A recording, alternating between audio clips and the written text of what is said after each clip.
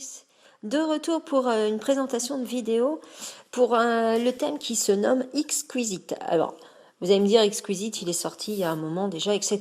Effectivement, il est sorti il y a un bon moment de ça, mais Exquisite, je suis tombée dessus vraiment par hasard, et j'avoue que j'ai aimé, donc je voulais vous le présenter. Alors par contre, une chose, je pense qu'il y a une chose qui est sûre, c'est que Exquisite a du mal à être compatible avec l'iOS 5.1.1. J'ai des soucis, je n'arrive absolument pas à configurer. J'ai fait du SSH avec eFile et j'ai été un petit peu partout dans tous les fichiers, dans tous les dossiers, j'ai tout modifié, mon var local, etc. Mais je n'arrive pas du tout à changer, à modifier les paramètres. Donc, c'est pas grave. Je vous le présente quand même, malgré tout, parce que les icônes sont sympas. J'en ai oublié d'utiliser Theme Icon Maker afin de modifier les icônes. Donc voilà, je vous le montre. Hein, vous allez dans Theme Icon Maker. Là, vous avez thème activé, vous faites Exquisite HD. Et là, en fait, vous avez ici ajouté les icônes. Je ne vais pas respringer. Vous, il vous le propose, mais moi, je ne vais pas le faire. Hein, car si je le fais, ça va cracher ma vidéo et ce serait embêtant. Cependant, effectivement, il ne prend pas en compte les icônes puisque j'ai refusé de faire le respring. Ce n'est pas grave. Donc, Exquisite, si on va dans Winterboard, vous allez donc le trouver dans Select Theme. Il y a plein de fichiers qui vont s'installer. Voilà, vous avez vu, ils sont relativement nombreux. J'ai vraiment tenté un maximum de configurations. J'ai pas réussi, donc j'ai sélectionné par défaut Exquisite HD et Exquisite Ani pour animation, ou Animated en anglais, Weaver. Hop, je fais un retour, et donc là vous sélectionnez ce que vous souhaitez et puis vous faites un respring.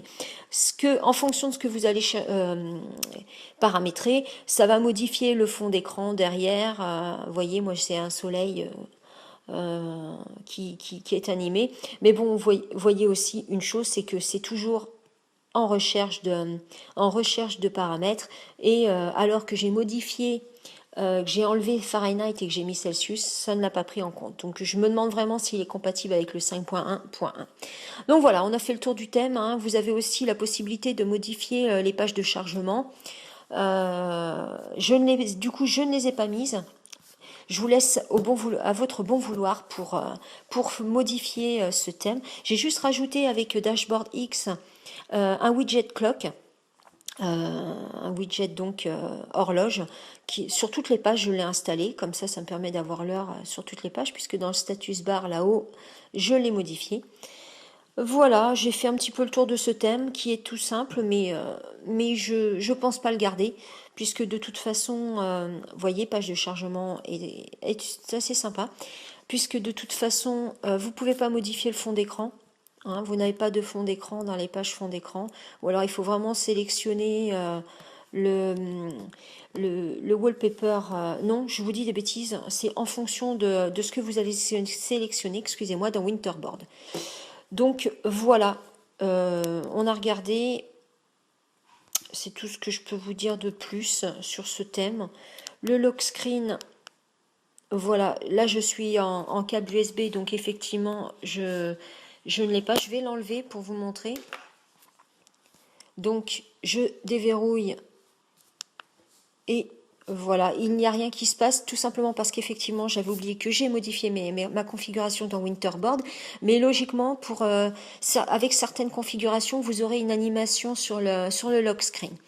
Donc voilà, écoutez, j'ai fait le tour, hein, je vous laisse vous amuser avec ce petit thème, et puis moi je vous dis à bientôt pour une prochaine vidéo.